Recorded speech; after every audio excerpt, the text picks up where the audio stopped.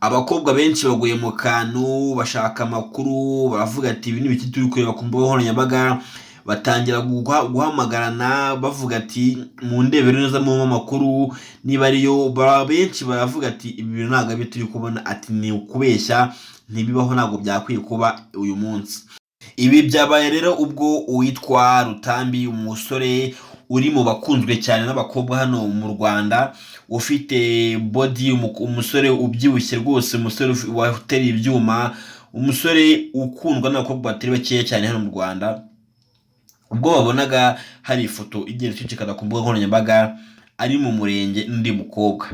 Ibi rero byatangiye kugenda bivugwa cyane ku mbuga nkoranyambaga, abakobwa bamwe bagenda bapostinga ati se ibi turi kubona n'ibyo cyangwa ntabwo ari byo. Benshi batangira kuba babishidikanyaho, ariko baje kuba babishyiraho umucyo, na nyirabyo abyipostingira, ashyira amavideo hanze rwose abivuga n'umutima mwiza, abivuga n'ibyishimo byinshi, avuga ati ubu nanjye ngomba kuba nakitwa umugabo, ati nanjye rwose ngomba kuba nakibaruza ku mugore wanjye, nanjye akaba yagira ibyo ajya mfasha mu rugo, natwe tukubaka urugo rwacu rwa babiri.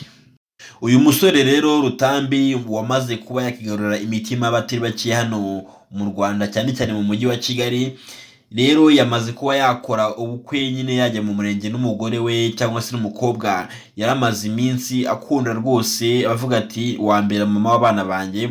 Gusa hakaba hari abakobwa benshi rwose bagenda bamwifuza, bagenda bavuga ati rwose umbereye umugabo, ati umbereye papa w'abana banjye, nanjye naba numvishe uko urukundo rumera, ati nanjye rwose nabyishimira.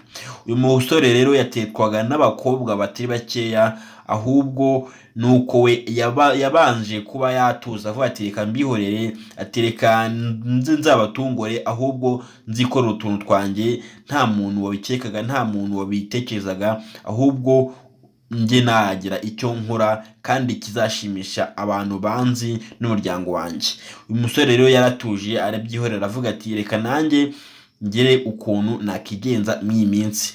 Uyu rero nibwo uyu mugabo rero nyine yafashe icyemezo cyo kuba yajya mu murenge, avuga ati reka nsezerane n'umugore wanjye byemewe n'amategeko, ku buryo azambera mama w'abana banjye, nanjye nkamubera papa w'abana be, natwe tukaba twakitwa ababyeyi b'abana bacu. Ubwo rero ni ibirori byabaye uyu munsi tariki 14 z'ukwezi kwa 11 2025. Uyu musore rero ufana cyane akanakunda FPR, wamamaye cyane mu mwaka ushize ubwo Perezida Paul Kagame yiyamamazaga mu kuyobora nyine igihugu cy'u Rwanda.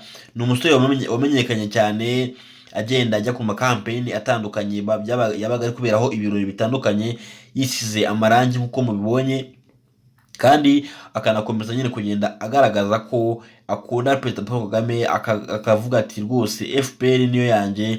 Ni umuntu ukunda FPR cyane, agakunda n'igihugu cy'u Rwanda.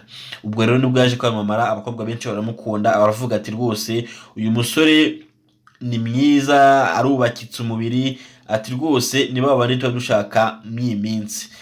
Aba bakobwa rero bacu nibihangane, basubize umutima mu gitereko, bavuga ati aragiye nta kundi bashakira ahandi, kuko rwose ndakubwira ko ubu ngubu yamaze kuba yakibaruza ku mukobwa hariya i Musanze witwa Ineza Letitia.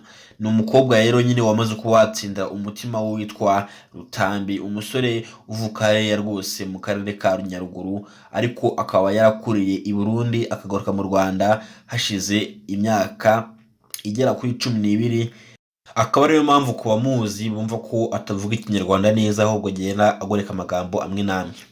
Ndabakunda cyane rero hano ku Mana TV, kanda subscribe ukore kunzogera, like, share and comment, nubyibagirwe kugira ngo ujye ubasha kugerwa n'amakuru ari kugenda avugwa ku mihanda y'i Kigali.